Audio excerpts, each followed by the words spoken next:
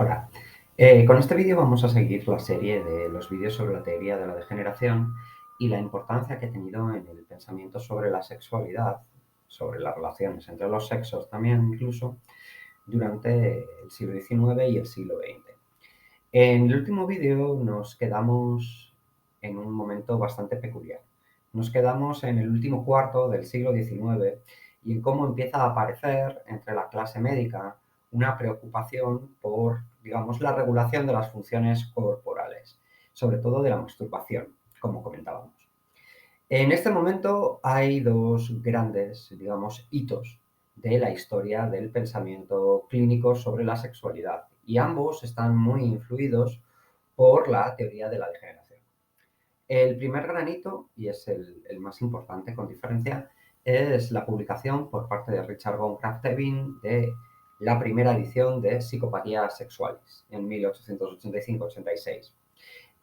Kahn, unos años antes, había publicado una obra homónima, pero no tiene la importancia, no tiene la influencia que ha tenido la de Krafft-Ebing, por tanto no es muy reseñable. ¿Cuál es la innovación de Ebing?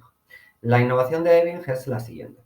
Ebing, asumiendo la teoría de la degeneración, comienza a generar unas nomenclaturas, unas taxonomías de la degeneración en el ámbito de lo sexual.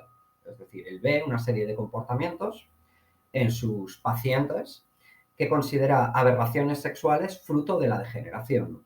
Y empieza a generar una taxonomía bastante importante y bastante potente respecto a las formas de aberraciones sexuales. Sin duda alguna, Ebing representa claramente este momento de la voluntad de saber, del primer volumen de la historia de la sexualidad de Michel Foucault, cuando Foucault dice que la intención del dispositivo de la sexualidad, de la disciplina sobre la sexualidad, además de reprimir, no es solo reprimir, sino que es indexar, es generar nuevas nomenclaturas de lo perverso para poder actuar sobre ellas, ¿no? Esto es exactamente lo que hace Evin, taxonomizar.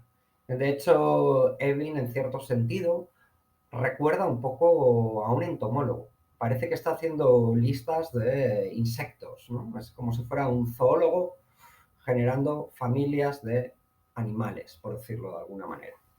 Creo que es importante que recordemos que Evin es el creador de muchas de las nociones que han atravesado el pensamiento psicopatológico sobre la sexualidad durante el siglo XX y han llegado hasta el XXI. Nociones tan potentes que también han afectado de forma muy grande a la cultura popular. Es decir, Eving es el creador de ideas como masoquismo o sadismo. Él las nombra y les pone sintomatología. Además de esto, Eving recoge en su obra la aportación de Alfred Binet. ¿Quién es Alfred Binet? Alfred Binet es un médico francés.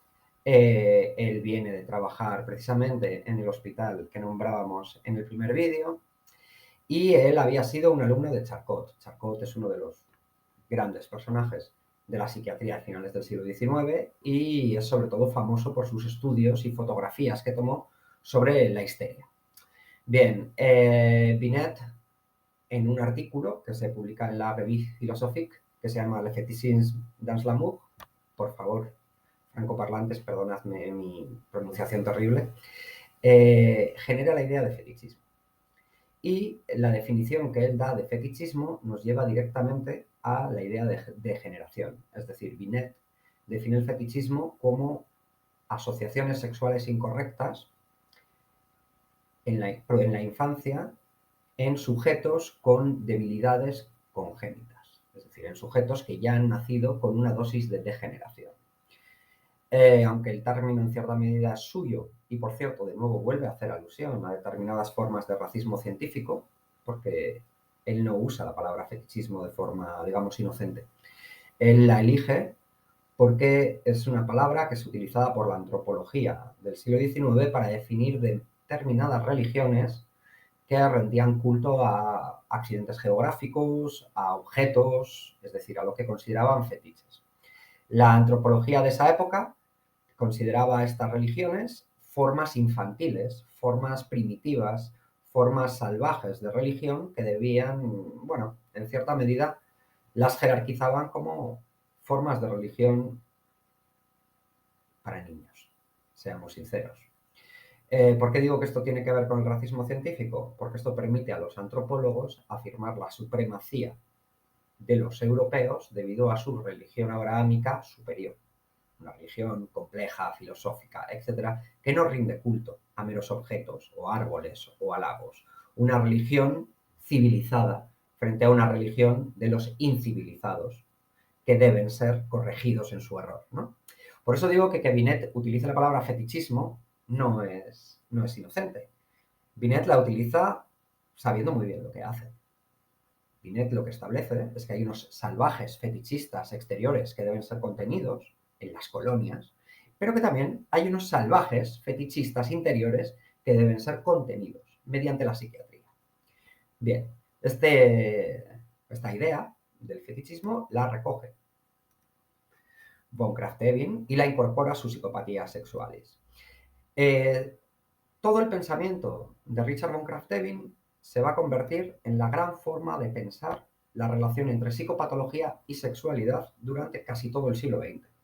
De hecho, ahora enseguida voy a leer un par de extractos de Psicopatías Sexualis para que veáis la importancia que tiene la idea de degeneración en Ebing, pero pensad que en gran medida los grandes manuales de psicopatología del siglo XX, empezando por el DSM, funcionan en las mismas coordenadas que Ebing. Es decir, Ebing genera un modelo para el manual de psicopatología respecto a la sexualidad, ¿no? Bien, voy a leer dos casos. Son dos casos paradigmáticos. Como digo, psicopatía sexualis, bueno, voy a leer solamente la introducción de los casos para que veáis. Psicopatía sexualis está dividido en casos. Y a cada caso, él va generando no taxonomías y nomenclaturas en base a estos casos. Voy a leer la intro de los casos 72 y 74, para ser exactas, porque me parecen muy claras para que veáis. En el caso 72, Ebing comienza con la siguiente frase. El señor M, de 33 años de edad, de buena familia, que en el lado materno durante generaciones había mostrado manifestaciones de degeneración psíquica, extendiéndose incluso a casos de locura moral. La madre era neuropática y característicamente anormal. El mismo fuerte, bien construido, pero neuropático. Comenzó como un niño pequeño a practicar el onanismo espontáneamente. Bien. En el caso 72 es tan paradigmático, tan, digamos, vergonzosamente paradigmático, que tiene todo. La idea de que la degeneración ha sido heredada por parte del sujeto de su familia materna y la idea de que el sujeto degenerado ha ido degenerando a base de la práctica del onanismo, de la masturbación infantil. En el caso 74, lo siguiente. Z, estudiante de 23 años, de una familia contaminada. La hermana estaba loca, sufría de histeria. El paciente, peculiar desde la infancia, tuvo frecuentes ataques de depresión hipocondríaca, cansancio de la vida y sintió que estaba siendo despreciado. En una consulta, debido a sus problemas mentales, descubrí que era un hombre hereditariamente predispuesto a la perversión. Volvemos a lo mismo. En el caso del señor Z, en el caso de ambos casos, luego lo que él describe es comportamientos que él denomina fetichistas y masoquistas. Pensemos un segundo. Se está asumiendo que esto que hoy en día consideraríamos diversidad, ¿no?, de la sexualidad humana, diferentes formas de erótica, diferentes formas de deseo, son, patologías fruto de prácticas degeneradas y además heredadas. Es decir, hay una herencia de degeneración previa. Este es el pensamiento continuo a partir de este momento. Krafft-Ebing toma la degeneración de Morel y la introduce de una forma brutal en el pensamiento clínico sobre la sexualidad. De una forma tan brutal que toma esta noción que comentaba de Morel, de que hay diferentes formas de degeneración en base a la práctica degenerante que las había creado, que las había generado, lo toma tan al pie de la letra que genera unas taxonomías de la degeneración, unas taxonomías de la aberración sexual, como él diría, radicales. Y este pensamiento, que se ve tanto en Binet como en Krafft-Ebing, es el pensamiento que va a imperar a partir de este momento. Y va a imperar casi hasta nuestros días. De una forma u otra, con una intensidad u otra, con un lenguaje u otro, esta forma de pensar la sexualidad, en la que están los normales y los anormales, en la que están los bien generados y los degenerados, es la forma que tenemos de pensar la sexualidad. Es cierto que, como decía en el anterior vídeo, puede que no lo expresemos con estas palabras, pero es la forma que tenemos de pensar la sexualidad.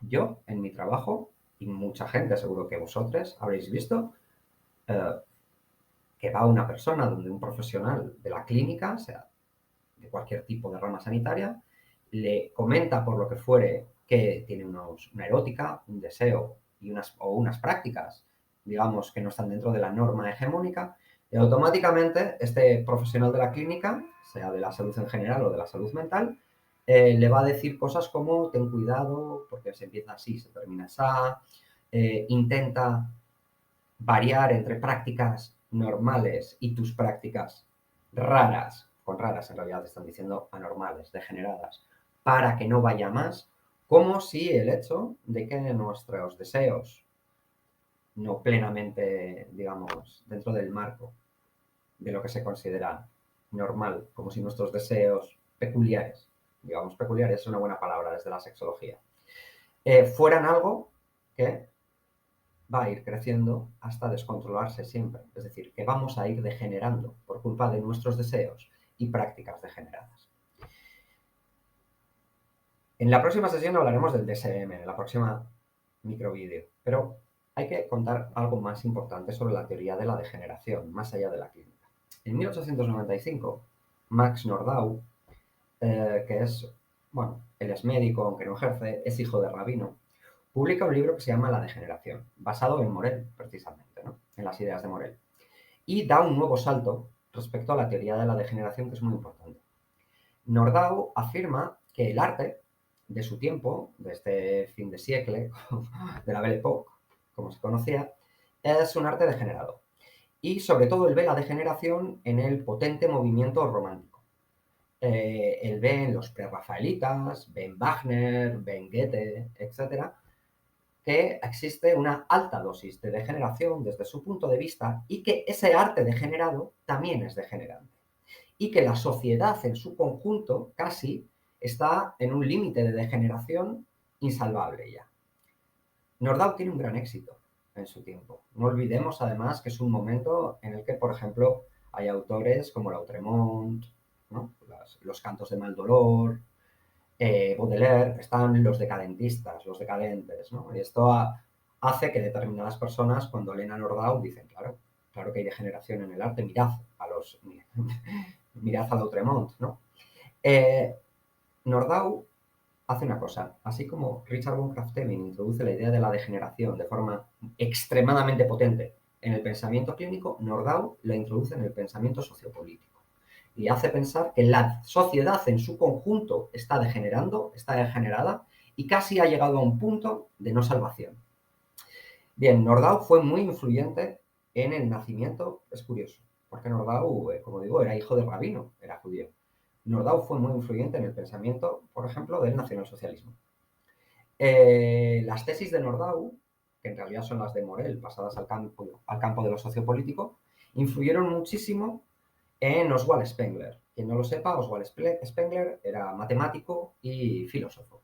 Y escribió una obra que es La decadencia de Occidente, que esencialmente es la traslación del pensamiento de la teoría de la degeneración a la teoría historiográfica.